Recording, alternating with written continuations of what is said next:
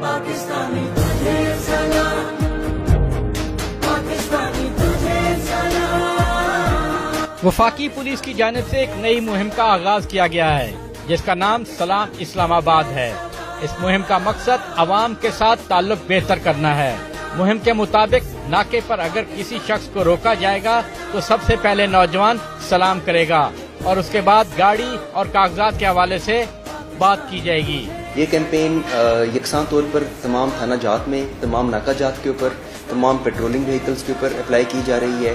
اس مہم کا مقصد تھانہ کلچر کا خاتمہ ہے تاکہ لوگوں کے دلوں کے اندر پولیس کا سافٹ امیج پیدا کیا جا سکے۔ اسپیشلی خواتین اور ٹرانسجینڈرز کے حوالے سے آئی جی صاحب کی خصوصی ہدایات ہیں کہ چونکہ وہ ہمارے معاشرے کا ایک ایسا سیکٹر ہے جس کو سب سے زیادہ اور فوری طور پر مدد کی ضرورت ہوتی ہے، تو ان کے مسائل کے حل کے لیے اسپیشل ڈیسک قائم کیے گئے ہیں تھانوں میں۔ اس حوالے سے آئی جی اسلام آباد نے تمام زونل ایس پیز کو ہدایات جاری کی ہیں کہ تمام اہلکاروں کو مہم کے حوالے سے بریفنگ دی جائے۔ بہت اچھی تبدیلی ہے، بہت پازیٹیو چینج ہے اور اس کیمپین کو آئی ریئلی اپریشیٹ دیٹ، اور بلکہ میں سوچتا ہوں کہ باقی جتنے بھی سٹیزنز ہیں ان کو اس کو اپریشیٹ کرنا چاہیے۔